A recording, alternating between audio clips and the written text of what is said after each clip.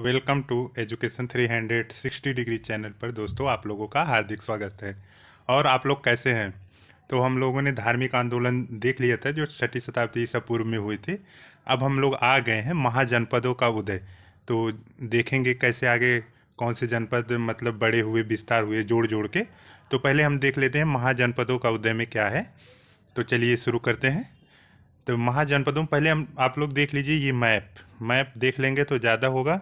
हमने हिस्ट्री में हो चाहे भूगोल में हो हमेशा ये एडवाइस किया है कि मैप देखेंगे तो आपका कॉन्सेप्ट क्लियर होगा, कैसे चीज़ें घटित हुई, कौन से भूभाग पर कैसे बदलाव हुआ बराबर। तो ये आपका देखिए कुरुक्षेत्र है, ये सूरसेना है, मत्स्य है। मत्स्य एक बार पूछा था कि वर्तमान समय में किस स्टेट पे है, तो आप लोग समझ सकते हैं ये मत्स्य है। तो ये आपके राजस्थान में अवंती है, चेदी है, कोसला है, मल्ल है, विदेह है, काशी है, मगध है जो उस समय का सबसे बड़ा जनपद बन के उभरा। वत्स है, अस्मक है, सबसे साउथ में है। तो ये आप मैपिंग करके देख सकते हैं। तो आगे चलते हैं, हम लोग देखेंगे। ये यहाँ से शुरू करते हैं। तो 6ठी शताब्दी ईसा पूर्व में उत्तर प्रदेश के पश्चिम बिहार में लोहे का अधिकाधिक इस्तेमाल होने लगा। लोहे का, देखिए लोहे का अधिकाधिक इस्तेमाल होते, देखिए आप अगर कोई भी जैसे चीज़ें आती हैं तो उसका इफेक्ट कैसे पड़ता है समाज पे, वो कैसे बदल देता है चीज़ों को। तो लोहे का आया तो कृषि में ज़्यादा मजबूती आए, हथियार में ज़्यादा मजबूती आए, और लोगों की सेनाएं इससे तगड़ी हुई। तो जिसके पास जितनी लोहे संबंधी टेक्नोलॉजी होगी वो चीज़ें, उसका साम्राज्य उतना विस्तार होगा। तो एक चीज़ आने से कैसे चीज़ों में बदलाव होता है, यही चीज़ जोड़ के देखना है। हिस्ट्री बेसिकली है परिवर्तन का नाम।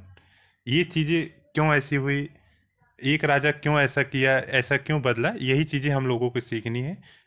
हम इसको बार बार कहते हैं, मेंस में आपको ऐसे जोड़ के बताएंगे कि वहाँ से रिलेटेड यहाँ तक अब तक क्या इफेक्ट रहा और क्या इसकी समस्या की जड़ हुई। तो बहुत मज़ा आएगा, बहुत अच्छा लगेगा, बहुत इंटरेस्टिंग होगा। तो चलते हैं आगे। बस एक लोहे का एग्जाम्पल लिया कि लोहा आने से समाज पे, संस्कृति पे, शासन पे क्या क्या बदलाव आए। तो चलिए, इसके अतिरिक्त लोहे का अधिकाधिक इस्तेमाल होने लगा। इसके अतिरिक्त ऊपर से तथा अन्य आर्थिक परिवर्तन, देखो मैंने पहले भी कहा है कि कैसे परिवर्तन होने लगे। वैदिक का जनजीवन में दरार पड़ने लगी और क्षेत्रीय भावना जागृत होने लगी, और नगरों का निर्माण। देखिए मेरा यही एकदम कॉन्सेप्ट था जो पहले बताएं कि उसके क्षेत्रीय भावना उत्पन्न होने लगी, और राजा खुद को अपने को शक्तिशाली बनाने के लिए इस चीज़ों का उपयोग करने लगे, चाहे कृषि में हो, चाहे औजार के रूप में हो, चाहे शिल्प के रूप में हो। चीज़ें ये आने से अंतर आने लगा लोगों में। और आगे चलते हैं।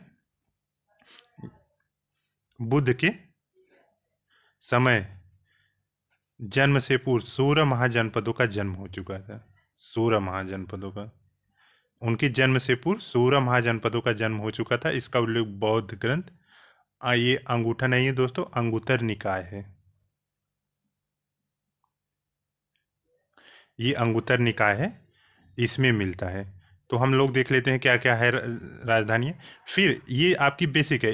इसके बाद देखेंगे कौन सा जो है महाजनपद शक्तिशाली हुआ, कैसे जोड़ के। तो आगे देखेंगे। अब पहले देख लेते हैं कौन सी महाजनपद और उसकी राजधानी, तभी तो हम लोग जानेंगे कि आगे कौन कौन से महाजनपद शक्तिशाली बन के उभरे।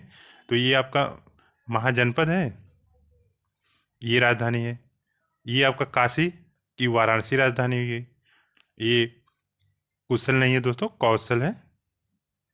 ये श्रावस्ती हो गई, अंग की चंपा हो गई, मगध की गिरिव्रज हो गई, वज्र की विदेह और मिथिला, आप दोनों कह सकते हैं।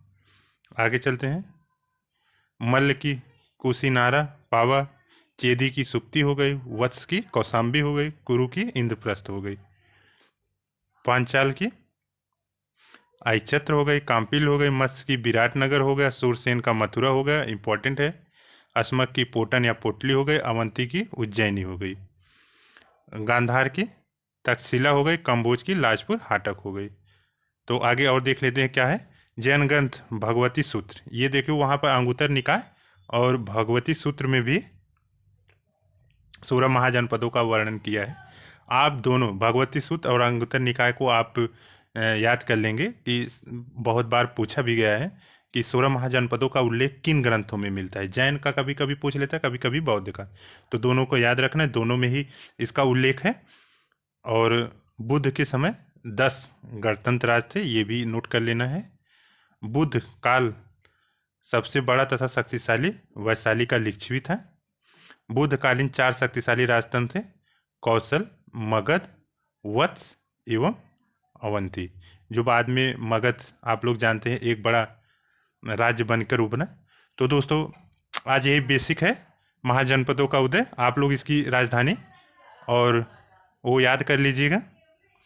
इसके बाद हम लोग आगे देखेंगे मगध राज्य का उत्कर्ष, उसने कैसे अपने आप को इतना बृहद पैमाने पर स्थापित किए, कौन कौन वंश वहाँ पर हुए। तो इसके साथ आगे की चीज़ें चलती रहेंगी। हाँ दोस्तों, वेरी हम्बली रिक्वेस्ट दोस्तों, लाइक शेयर और सब्सक्राइब जरूर करिए। Thank you so much.